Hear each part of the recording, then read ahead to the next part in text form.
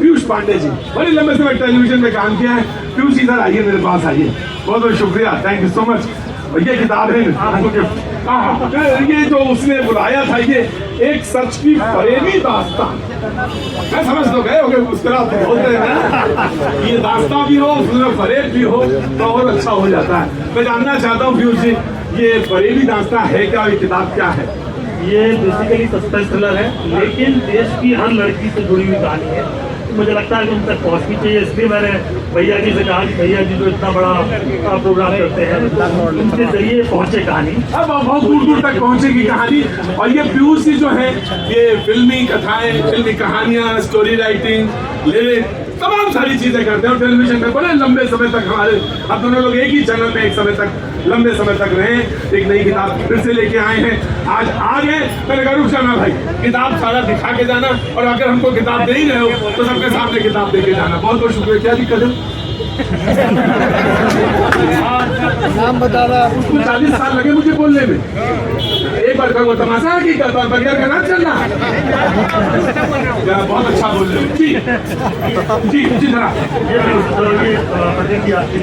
उसको पढ़ के आपको बहुत अच्छा, बहुत बहुत शुक्रिया। उसने बुलाया था एक सच की फरेबी दास्तान, जरूर पढ़ेंगे पीयूष जी। बहुत बहुत शुक्रिया, तशरीफ रखिए, थैंक यू सो मच। बातचीत का सिलसिला शुरू करेंगे और वो तमाम सारे देखिए आज मुझे मालूम है मेन खबर क्या है। अगर मैं खबर से हटूंगा नहीं, खबर पर रहूंगा, मुझे मालूम है तमाम सारे लोगों को लग रहा होगा कि शिक्षक जी आए, बहुत अच्छी बात है, पढ़े रहे। सुना खड़े रहिए, मैं आपसे सुन लूंगा। आतंकवाद को सुनाना हो चाहे किसी पे कविता लिख के लाए, लेकिन पहले बात करने दीजिए। घर में रसोई कैसे आज महाराज जी रोटी का पहले इंतजाम करेंगे कि पहले कविता का इंतजाम करेंगे? तुम तो कभी कविता खा खा के जिंदा रह लोगे, यहाँ पहले रोटी का इंतजाम कर लेंगे। हाँ जी, लोगों ने कहा कि केंद्र सरकार ने ECA लगा दिया, एसेंशियल कम्युनिटी एक्ट 1955 का। ये क्या है? तो इन्होंने कहा कि इस पर इसलिए ये लगाया गया, मोटे तौर पर ये लगाया गया, इसलिए लगाया गया कि जो जमाखोरी है वो ना होने पाए। लोगों को बड़ी हलचल रही है LPG गैस को लेकर। LPG वो जो लाल सिलेंडर जो होता है घरों पे, जिसे चुपचाप खड़े रहो, मंगाऊंगा, तो वो जो LPG सिलेंडर को लेकर तमाम लोग ना हो, इसके लिए सरकार ने कहा कि बायोमेट्रिक होगा। पहले 21 दिन में ले सकते थे, 25 दिन में वो मिलेगा, बुकिंग का सिस्टम है। ये तमाम सारी चीजें की गई है गैस सप्लाई को लेकर। और ये हुआ क्यों है ये सारे लोग जानते हैं। जो युद्ध चल रहा है इजराइल, ईरान, अमेरिका और खाड़ी देश पे खास तौर से, और वो जो हरमुज है का जो स्ट्रेट है लगभग 167 किलोमीटर लंबा, उसमें चाहे सऊदी अरेबिया हो चाहे ईरान, तो सबका निर्यात वहां से होता है। भारत का तो प्रभुत्व से 50% हिस्सा जो गैस का है वो कतर से, और कतर का इसी थ्रू आता है, इसी के थ्रू आता है। इसलिए वो तमाम सारी चीजें, लेकिन सरकार ने बैठकें की हैं, कमेटी बनाई है, लेकिन विपक्ष के कुछ सवाल हैं, वो तो रहेंगे, विपक्ष तो सवाल पूछेगा, तो वो उनके सवाल हैं। लेकिन सबसे पहले मैं कांग्रेस के प्रवक्ता को दूंगा बोलने के लिए, फिर आम आदमी पार्टी के प्रवक्ता आ गए अभिषेक जी, उनसे आज तो तमाम सारे लोग हैं जी। जी आपका भी कुछ रखना हो तो बहुत अच्छा लगेगा जी। देखिए, देश में पूरा देश इस वक्त ये देख रहा है कि किस तरीके से हम अमेरिका के दबाव में, अमेरिका के दबाव में भारत की सरकार, भारत के प्रधानमंत्री बिल्कुल चुप है। आज अमेरिका का एक मंत्री हमें कह रहा है कि भैया तुम्हें 30 दिन की मैं मोहलत दे रहा हूँ, आप रशिया से तेल खरीद लीजिए, अब 30 दिन बाद मत खरीदिएगा, अब उससे हम तेल खरीदेंगे। 140 करोड़ का बाजार है, लोकतांत्रिक देश है, प्रजातांत्रिक देश है, हम किससे खरीदेंगे, किसको बेचेंगे, किससे लेंगे, ये हमें तय करने का अख्तियार है, अधिकार है कि हमें अमेरिका बताएगा। हमारा ऑपरेशन सिंदूर चलता है तो अमेरिका का राष्ट्रपति ट्रंप कहता है कि मैंने वॉर रुकवा दी है। आज जो हमारा पारंपरिक दोस्त था ईरान, जिससे कि हम दुनिया भर का सामान लेते थे और सस्ता तेल भी लेते थे, और वो पाकिस्तान के खिलाफ हमें हमेशा वोटिंग करता था, आज हम किस मजबूरी में हैं? आप ही ने उसके अगेंस्ट में, आप ही ने उसके अगेंस्ट में वोटिंग की, आप ही के जमाने में 2005, 2006, 2009, आप में पूरी लिस्ट है। मैं दूसरी बात कह रहा हूँ आपको, मैं ये बात कह रहा हूँ कि जब पूरा देश एक तरफ ये कह रहा है कि अमेरिका, जो कि उसका राष्ट्रपति अपने आप को नोबेल पुरस्कार लेना चाहता है और पूरे देशों पे बम फोड़ रहा है और सारे देशों पर दबाव बनाना चाह रहा है कि उससे हथियार लिए जाए, आज हम उसके हाथ की कठपुतली बन रहे हैं। और जो सिलेंडर भी महंगा हुआ है और अभी तेल भी महंगा होगा, और जिस तरीके की डील कर रही है भारत सरकार, आप देखना किसानों का कपास हो चाहे मक्का हो चाहे और दूसरी खेती हो, उस पर भी असर पड़ेगा, किसान भी भूखा मरेगा। तो हमें समझ नहीं आ रहा, तो भारत के प्रधानमंत्री सैकड़ों कंट्री की यात्रा कर चुके हैं, आज भारत की विदेश नीति कहां पर? एक बात तो मैं कहूंगा, रुको महाराज, रुको एक बार चुपचाप हो। एक बात तो कहेंगे, इन 14-15 सालों में अभूतपूर्व घटनाएं जो पॉलिटिकल सिचुएशंस घटी हैं, इसमें कोरोना भी हुआ है और हम बड़े सक्सेसफुली वहां से निकले हैं। तमाम सारे लोगों ने तमाम सारी बातें कही, लेकिन जिनको जो करना था उन्होंने वो किया, जिन्हें जो करना था।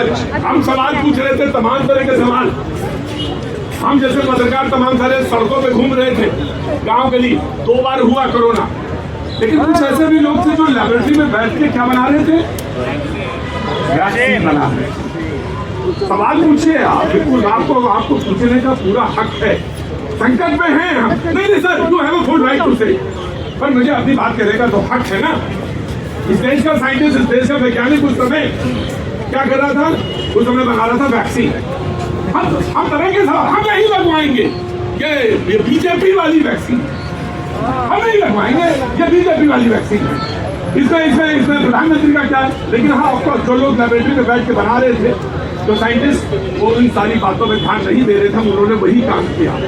आज भी है संकट, जो सिचुएशन ऐसी है, बड़ी टफ है, आई नो, लेकिन देश कैसे निकलेगा इसके बारे में सोचने के लिए तमाम सारे लोग हैं। Everybody have a right to speak, everybody have a right to speak. Please अब आ जाइए। इन्होंने झूठ बोला है, कहा है 30 दिन की मोहलत देते हैं। अंग्रेजी पढ़ना भी आपको नहीं आ रहा है क्या? कहाँ लिखा हुआ है 30 दिन की मोहलत देते हैं? उन्होंने कहा कि जो हम टैरिफ में लगा देंगे उसकी छूट दे देंगे। अक्टूबर में इन्होंने यही काम कहा।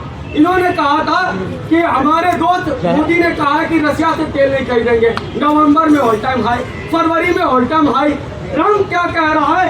कांग्रेस पार्टी को पर्ची पकड़ा रहा है और आपके मुद्दे आज कांग्रेस ट्रम्प से देश के विपक्ष को संप्रभुता, ये आपकी संप्रभुता कहा गई कि ट्रम्प बोलता है आप सुन लेते हैं। कभी वो ट्रम्प करता है राफेल गिर गया, आप चिल्लाने लगते हैं कोई देखा नहीं देखा बलबा। क्या इस देश की नीति है? ये कह रहे हैं कि देश में किसान भूखा मर जाएगा। कौन सा किसान? आज मैंने देखा कांग्रेस पार्टी संसद के अंदर अपना रवैया लगा दिया। बाहर में अखिलेश यादव आलू लेके आए थे, आलू से सोना याद दिला रहे थे। मैं एक बात पूछना चाह रहा हूँ भाईजान, अरे भाई साहब एक बात बताइए, एक देश हमसे सामान लेगा तो हम उसे फ्री देंगे, कोई टैक्स नहीं देंगे, और वो देश अगर हमसे सामान लेगा तो वो हम पे टैक्स लगाएगा, वो भी 11%। आप बताइए, मुझे आपसे कोई सामान लेना है, जितने लोग यहाँ खड़े हैं हाथ खड़े कर देना, प्रतीक भाई जी को बता देना, और इन भाजपा के प्रवक्ता को और इनको भी, कि आप दोगे तो मैं आपसे पैसे नहीं लूंगा, और आप मुझे दोगे तो मैं आपसे पैसे लूंगा। ये कौन सा तरीका? और भारत सरकार किसके पीछे छुप रही है? इतने दबाव में क्यों है? इतनी डरी हुई क्यों है? जब लोग ये बात पूछ रहे हैं कि कहीं एप्स्टीन फाइल का चक्कर तो नहीं है, कहीं हरदीप पुरी का जो नाम आ रहा है उसकी वजह से तो नहीं कर रहे हो, तो फिर आप पीछे घूम जा रहे हो, फिर आप कह रहे हो देश को बदनाम कर रहे हो। तो आप इस पर क्लैरिफाई करिए, जस्टिफाई करिए कि देश को आप इस तरीके से क्यों बेचना चाहते हैं? अरे जब ट्रेड डील होता है तो जिस प्रोडक्ट पे डील होता है वहाँ पे 0 या 18 जितना % होता है। बाकी कई प्रोडक्ट होते हैं जो ट्रेड डील से बाहर होते हैं, उस पर वही टैक्स लगता रहता है जो पॉलिसी होती है। यह सबको अगर हम पे टैक्स लगेगा उस पर नहीं लगेगा, कहाँ लिखा हुआ है? अभी ये तो ट्रेड हो गया। अभी 23 फरवरी को ट्रेड फाइनल होने के लिए जाने वाली थी भारत सरकार का डेलीगेशन। भारत सरकार ने मना कर दिया है, फिर से न्यूयॉर्क हो रहा है। यह भारत की ताकत है कि हमने मना कर दिया सुप्रीम कोर्ट के। आम आदमी पार्टी प्लीज कंप्लीट भाई 2 मिनट दीजिएगा, 2 मिनट दीजिए। आप आम आदमी पार्टी है, मैं भगवान से दुआ करता हूँ कि ये हमारा जो भाई है, यही वाली बुद्धि ना प्रधानमंत्री जी के दिमाग में। अपनी बात करिए, you have a full right to speak, but आप अनर्गल बातें बताइए, अभिषेक अनर्गल बातें नहीं, मैं तो प्रधानमंत्री हूँ, कभी यही हुआ, आप अपनी बात कहिए ना। हाँ, आपके पास ज्यादा है बुद्धि तो वही वाली बोलिए। मैं एक लाइन में बोलूंगा, ये जो भारत के ऊपर संकट है, ये प्रधानमंत्री जो द्वारा प्रायोजित संकट भारत के ऊपर आज आ पड़ी। ये क्यों केवल एक व्यक्ति जो कॉम्प्रोमाइज हो चुका है, जो पूरी तरीके से मैनेज हो चुका है एक राष्ट्रपति ट्रंप के हाथों में, ये क्यों कहता हूँ, इसके पीछे प्रमाण है।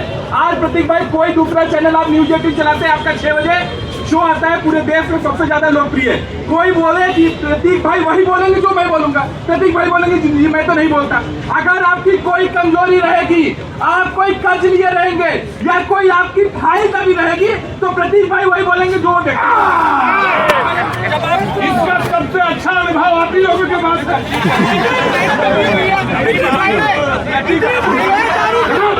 जब बोल रहे हैं भैया जी, जब बोल रहे हैं तो दूसरे क्या बोलते हैं? इससे अच्छा उदाहरण आम आदमी पार्टी का अलावा कुछ बता भी नहीं सकता। कहाँ भाई, कैसे भाई, कौन से भाई, अदर भाई, बोल रहा है प्रतीक भाई, इसका प्रमाण देखिए। एक राष्ट्रपति बोलता है कि भारत पाकिस्तान का युद्ध रुकना चाहिए, तो हमारा प्रधानमंत्री बोलता है रुकना चाहिए। वो कहता है वेनेजुएला से तेल खरीदना है, तो हमारा प्रधानमंत्री बोलता है खरीदना है। वो कहता है रफिया नहीं खरीदना है, हम कहते हैं नहीं खरीदना है। और मैं तुमसे एक बात पूछना चाहता हूँ, मैं तुमसे एक बात, तुम हो किधर, अमेरिका की तरफ हो कि भारत की तरफ? हमारा, मैं तो भारतीय हूँ।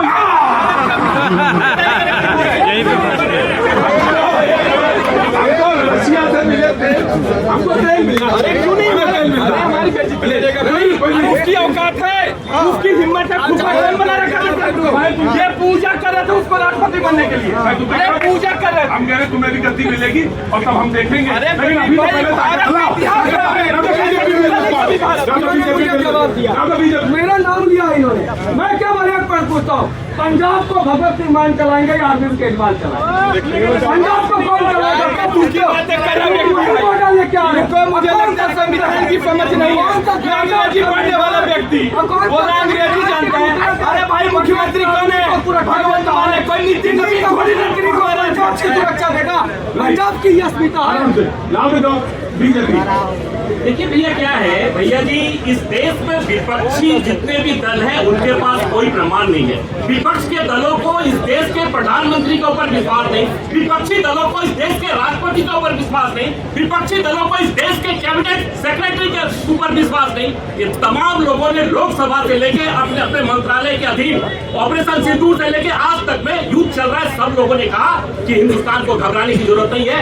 आज पूरी दुनिया में ऊर्जा और जहां पे ऑयल इज नॉट वेल है, आज हिंदुस्तान में ऑल इज वेल है।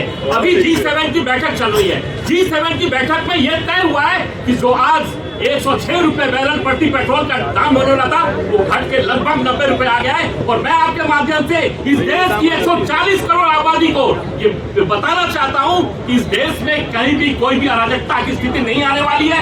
माननीय नरेंद्र मोदी जी के नेतृत्व में जो देश विकसित भारत की कल्पना लेकर आगे बढ़ रहा है। और मैं बताना चाहता हूँ विपक्ष को, आज माननीय मोदी जी की दूरदर्शिता की ही उदाहरण है कि आज पूरे हिंदुस्तान में एक भी डीजल की ट्रेन नहीं चल रही है। विगत 12 वर्षों में सारा इलेक्ट्रिफिकेशन हो चुका है, जो कि 20%। अगर आज डीजल के ट्रेन चल रहे होते तो 20% अधिक प्रभाव डीजल का पड़ता, जो कि नहीं पड़ेगा। ये युद्ध का एक बड़ा कारण होता। आज बिजली के क्षेत्र में आज हम जिस तरह के सौर ऊर्जा और पूरी दुनिया में डंका बजा रहे, ईवी इलेक्ट्रिक की बात कर रहे हैं, तो जो भी युद्ध के दौरान जो चीज की खपत अपने देश में होने वाली थी, उसकी सारी व्यवस्था भारत सरकार ने कर ली है। और जहाँ तक LPG की बात है, घर की बात है, तो मैं अपने भाई बहनों, माता पिताओं को कहना चाहता हूँ कि कोई घबराने की जरूरत नहीं है। भारत में संपूर्ण व्यवस्था है। और जो 7 रुपए दाम बढ़े हैं, उसका भी भारत सरकार ने कहा है कि पिछले साल का रिफाइनरी की वजह से दाम बढ़ा है और आगे बढ़ने वाला नहीं निवेदन 4 कैटेगरी टाइम नहीं मिलेगा तो मैं उसमें सबसे ऊपर जो इनको मिल जाएगा। कहा है कि जो LPG और CNG है, उनपे कोई भी फर्क नहीं पड़ेगा। सबसे प्रायोरिटी में सबसे ऊपर वो है, सबसे ज्यादा CNG जैसे जो ऑटोमोबाइल्स में होता है। LPG वो जो सिलेंडर, लाल वाला सिलेंडर है, और वो जो गैस पाइपलाइन से आती है, जिनके घरों में गैस पाइपलाइन से आती है, वो उसमें कोई सबसे प्रायोरिटी में सबसे ऊपर का 4 कैटेगरीज बनाई है। कि कहाँ पे किसानों को जहाँ पे रासायनिक खाद बनती है वहाँ पे किस प्रायोरिटी क्या रहेगी, उसको उन्होंने कैटेगराइज किया है। मैं 1 बाय 1 सबको देता जा रहा हूँ। बहुत डिफेंस के भी आज बैठे हुए जी जनाब, आपका जी जी जनाब अली भैया भाई जी। मैं कह रहा हूँ प्रतीक भाई, मैं किसी को नहीं मानता, मैं देश के प्रधानमंत्री सवाल पूछ रहा राजा खो, अगर जनता की आवाज उठा रहा राजा खो, हम लोग जनता की आवाज उठाने वाले लोग। पंजाब पुलिस तो नहीं भेज दोगे ये सड़क, ये पंजाब पुलिस हमारे मित्रों को उठा करके ले गई, अभी इनको मेरे कई मित्रों को पंजाब पुलिस ने उठा कर ले गया था पत्रकार भाई। मैं मोदी जी को मानता हूँ, यही बात है कि मोदी जी जनता के सामने बोल गए और ये बोल रहे थे, अरे वो डीजल और पेट्रोल की बात कर रहे थे। इन्होंने डीजल और पेट्रोल के लिए बांग्लादेश के साथ इन्होंने एग्रीमेंट किया, 5000 टन लीटर डीजल इन्होंने भेज दिया। जब देश के अंदर आज डीजल और पेट्रोल पे संकट है और उस बांग्लादेश को जो हमारे हिंदुओं की हत्या किया, ये हिंदू धर्म के ठेकेदार आगे सनातनी आगे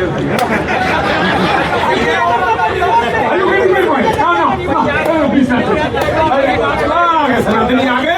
अब मैं कह रहा था बड़ी डिबेट में बड़ी देर हो गई है, सनातन कैसे चला गया पूरी देर से? एक कांग्रेस पार्टी मोदी को हटाने के लिए सर 50,000 ट्रम्प से मोदी हटाओ।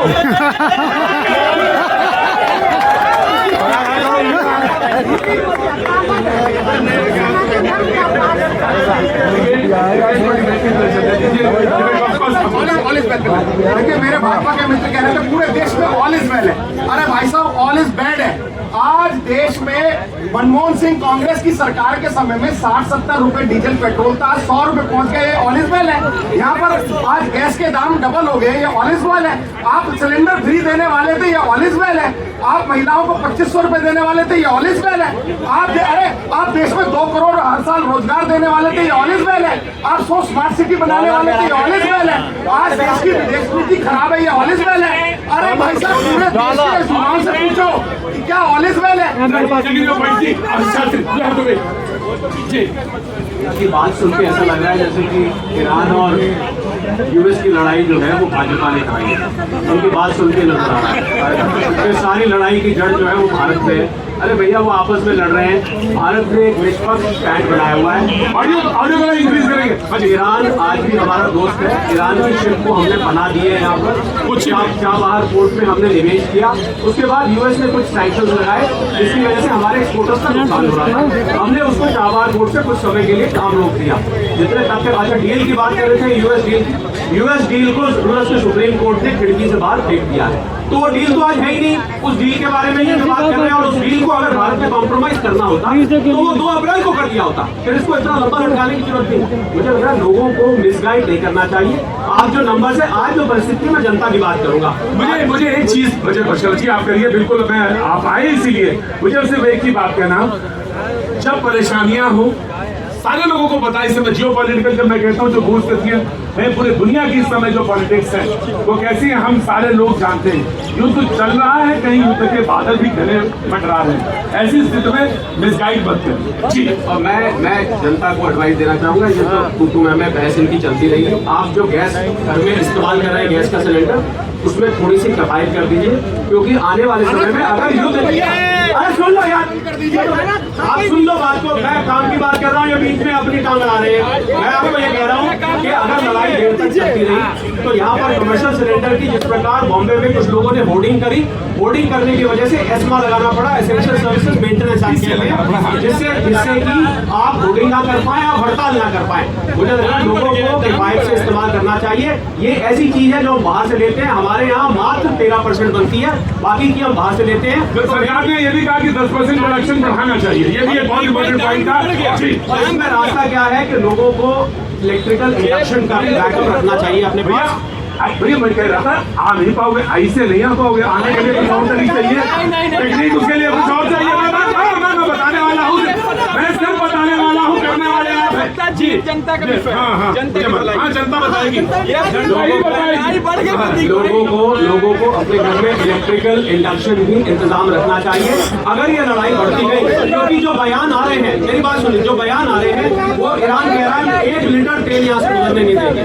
अमेरिका के राष्ट्रपति कह रहे हैं ये युद्ध खत्म हो चुका है। तो इस प्रकार के बयान से लोग भ्रमित हो रहे हैं, सप्लाई रुकी हुई है। आपको इंतजाम रखना चाहिए। जो जरूरी चीजें हैं, भारत सरकार ने पहले ही बोल दिया है कि पहले हम घर में जो इस्तेमाल करते हैं उनके लिए ध्यान रखा जाएगा। उसके स्थितियां ये है कि 1 लीटर नहीं देंगे और वो कह रहे हैं कि हम तीसरा और तेज आक्रमण करेंगे। ऐसी स्थितियों के बीच में लड़ाई झगड़ा तो नहीं होना चाहिए था। कुछ ना ये चाहिए था कि कहीं से कोई रास्ता, कहीं से कोई रोशनी निकलती है तो बताइए। हिम्मत किसी के पास नहीं है, गति की तरफ दृष्टि सबकी अपनी अपनी है। और यही बड़ी महत्वपूर्ण बात है, ध्यान रखिएगा। यही है कि किसी तरह गति जो है क्या हो, वापस आ जाए, वापस आ जाए, क्या जाए, गद्दी वापस आ जाए, गति वापस आ जाए या गति मिल जाए, तो यही है मुश्किल। सबसे ऐसे थोड़ी ना गति मिलती है, जिसको आगे उसे मिलेगा। देखिए, आपने कहा कि जो सरकार वर्तमान में कई सारे आपदाओं से गुजरी, मैं मानता हूँ, लेकिन हमें ध्यान देना चाहिए मनमोहन सिंह सरकार के एक समय में जब अंतर्राष्ट्रीय स्तर पर तेल की कीमतें 2008 में $147 प्रति बैरल पहुंच चुकी थी, तब भी भारत में तेल के मूल्य काफी ज्यादा कम थे उसके तुलना में। तो वर्तमान सरकार को भी ये ध्यान रखना चाहिए कि पिछले कुछ सालों में तेल की कीमतें काफी ज्यादा कम रही है, भारतीय नागरिकों को उसका उस रुपये लाभांश नहीं मिला। तो कम से कम हम लोगों ने देखा कि कल $119 प्रति बैरल तक मूल्य पहुंचे थे, लेकिन फिर वो आज 90-92 पे आ गया है। अभी तक तो राहत की स्थिति है। लेकिन अगर तेल के मूल्य बढ़े भी अंतर्राष्ट्रीय स्तर पर, तो सरकार को कम से कम घरेलू उपभोक्ताओं को यहाँ पर राहत की स्थितियाँ रहनी चाहिए। और दूसरी चीज, गैस को लेकर मैं कहूँगा कि सरकार आज 11वें दिन बाद वो आवश्यक वस्तु अधिनियम लगा रही है। आज 11वें दिन जब लड़ाई पे चल रही है तब वो एस्मा लगा रही है। आप कहाँ सोए हुए थे? अभी मैं देख रहा हूँ तो ग्रामीण क्षेत्रों से खबरें आ रही है सर, एस्मा जब लगाया जाता है, अगर होर्डिंग की खबर मिलती है तब एस्मा लगाया जाता है, हड़ताल की खबर मिलती है तब एस्मा लगाया जाता है। आप पहले ही थोड़ी ना एस्मा लगा देते हैं। आपने लगा भी नहीं लगा। देखिए, तेल पर वैट लगा हुआ है 44%। सभी पार्टियों के राज्य सरकारें कमाती है, केंद्र सरकार कमाती है। हमारे पास मतलब 44% जो रेट है उसको मार्जिन को कम कर सकते हैं, रेट को स्टेबल करने के लिए। इसलिए चिंता की बात इसलिए नहीं है क्योंकि 44% मतलब आधी कीमत। सारी आर्थिक जगत के जानकार आदमी है, ये तो सब रोज पेपर में लिखते हैं।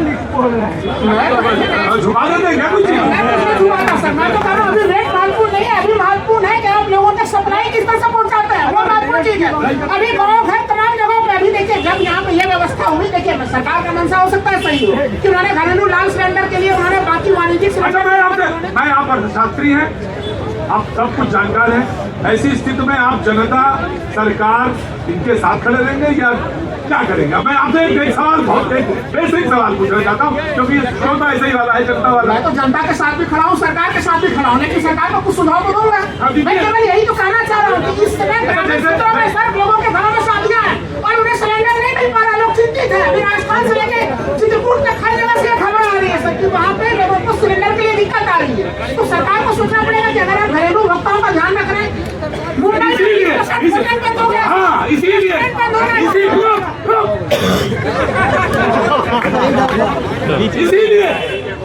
इसीलिए राहुल जी आज घोषणा करते हैं कि कल से वो पैदल चलेंगे।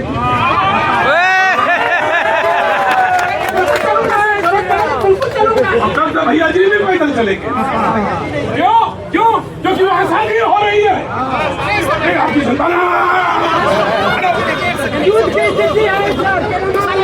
बनाना बड़े आश्रम है, सुझाव देना सके। मैं ये करूँ कि ये संतुलन तो सरकार आप बड़ी जल्दी भाई, आप बड़ी जल्दी बताने लगते हैं। पाकिस्तान में कर दिया गया है तो आप भाई पाकिस्तान स्कूल भी बंद कर दिए, उन्होंने दफ्तर भी बंद कर दिए। हम हमारा मॉडल पाकिस्तान हम तो मर्सिडीज से ही चलेंगे, हम मर्सिडीज से चलेंगे, लेकिन सवाल पूछेंगे जरूर सर। फिर स्थिति हुआ बनानी पड़ेगी, सामंजस्य बैठा आबादी वाले देश हैं। उन्होंने गलत कहा शरद जी ने, भाई की तरफ अगर देखें कोई बुराई तो नहीं कही उन्होंने। मैं तो ये कह रहा हूँ कि आज 11वें दिन आपके लिए तो फूल भैया आप देख सकते हो, इसका मतलब है कि आपने पहले से मोदी की तैयारियां नहीं करेगी। अभी उसी राज्य की सरकार और विपक्ष के बीच में जो है पूरा दिल्ली की दौड़ चलती रहती है, लड़ाई चलती रहती है। शरद जी ने जैसे कहा वो बिल्कुल ठीक बात है। और जो सवाल में है कि कितने दिन बाद नींद से जागे, अगर 15 दिन बाद जागते हैं तो भी ये आरोप लगता सरकार है कि 15 दिन बाद जाके 7 दिन बाद जाए तो भी 7 दिनों लगते थे। तो ये बात तो लगेगी। सरकार को पूरी कोशिश करनी है कि जनता का हित रखा जाए ध्यान में। और 70% आयात हम गैस का करते हैं, 75% करते हैं और 50% तो उसी रास्ते से करते हैं, 50-55। तो ये संकट है। और मेरी बात जो है वो ये कि ये लंबा युद्ध खिंचा तो दिक्कतें होंगी और तब हमको सबको जो ऊर्जा जरूरत है हमारी उसका ध्यान रखना पड़ेगा। ध्यान रखना पड़ेगा। और अगर ज्यादा स्थितियां भगवान करे ना, ऊपर वाला सब रहम करे, है ना, जो रोज आप मसाला खा के आ रहे हैं ना, भैया जी ने खा जा, भैया जी वही कहीं बैठिए कि भैया जी आइए। हाँ रुकिए, हाँ जी बोलिए। कभी काल क्या होता है कि अगर कविता ना सुनी जाए तो उससे ये भी डर रहता है कि हार्ट फेल हो सकता है। बोलिए, सुनाइए। टाइम नहीं था। आईना देखा हम सभी ने क्यों मुरझाए चेहरे हैं, आईना देखा हम सभी ने आईना देखा हम सभी ने क्यों मुरझाए चेहरे हैं, आतंकवाद की इन लपटों में क्यों झुलसे चेहरे हैं। अरे कुछ भी कह लो, कुछ भी सुन लो, पर मत खेलो एक खून की होली, श्रद्धा प्रेम सद्भावना की भलो तुम होली। यही कहने आए थे आज। चलो आज कम से कम आज रोटी तो हजम होगी ना। कभी के साथ ये बड़ी दिक्कत है, अगर ना सुनाए कविता तो। बहन नमस्ते, कहाँ से आना हुआ? साउथ गणेश नगर कहाँ? ये तो दिल्ली में। दिल्ली इतना बड़ा समझ नहीं आता है। जी नमस्ते, कुछ कहना है आपको? हाँ जी सर, बिल्कुल कम है। अरे मोदी जी कुछ भी कर ले, इनको रोना ही रोना है। किसको? अच्छी पार्टियों को इनको रोना ही रोना है। मोदी जी कुछ भी कर ले, देश के लिए कितना भी अच्छा कर ले, इनको उसमें खोटी दिखती है। ऐसा क्यों है भाई? विपक्ष बताएगा जी। पहले मैं डिफेंस वाला पूछ लूं, उसके बाद हाँ जी जनाब। चलो भाई, जैसे कि आपको सबको पता है कि हम हिंदुस्तान में वसुधैव कुटुंबकम, ये हमारा सब, हम इसको रिसॉल्व करते बराबर है, मतलब जीवो और जीने दो। अभी हमारी जो डिप्लोमेसी है, जो हमारी कूटनीति है, हम सिर्फ ये देख रहे हैं, लेकिन हमारा भी स्टैंड हमारे सरकार का यही है कि हम किसी के अशांति के पक्ष में नहीं, शांति के पक्ष में जो भी सोल्यूशन होगा वो डिप्लोमेसी और डिप्लोमेटिक से ही होगा। बावजूद भी इसके अभी बहुत सारे विपक्षी नेताओं ने अपनी या प्रवक्ता ने अपनी बात रखी है, लेकिन इतना बताना चाहता हूँ, ये भारत माता, ये हिंदुस्तान है।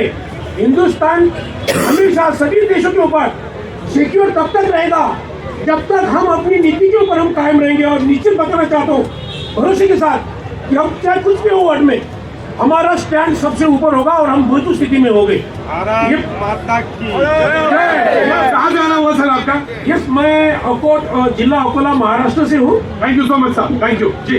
तो पहले सर कह रहे थे कि वास्तव हमारा इंडिया इसी क्या प्रिंसिपल को मानती आ रही है, एंड शायद से इसमें शांति भी है। हाँ मानती हूँ कि एलपीजी गैस बहुत बढ़ गया है, मतलब चीज़ें दिक्कतें हैं, लेकिन कंपेयर कीजिए इसको compare to Iran, Iraq bomb नहीं आ रहे हैं यहाँ पे, चीज़ें काफ़ी बढ़िया है। अगर थोड़ा सा एडजस्टमेंट करना पड़े तो करना पड़ेगा, but still we are in very good position right now as compare to other countries. हम पिछले 11-12 साल से एडजस्टमेंट ही तो कर रहे हैं, हमें नौकरी नहीं मिल रही तो एडजस्टमेंट हो रही है, महंगाई बढ़ रही है तो एडजस्टमेंट हो रही है।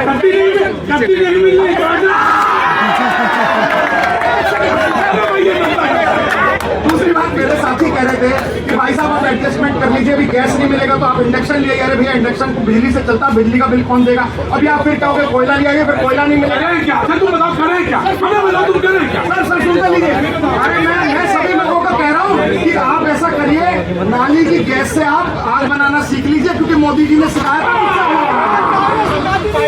देखा, यही रुको, खड़े रहो, खड़े रहो। मौका यही होता है जब छाले लगे हो, छाला फूट जाए तो नमक लेके थैली की खड़े रहना चाहिए। नमक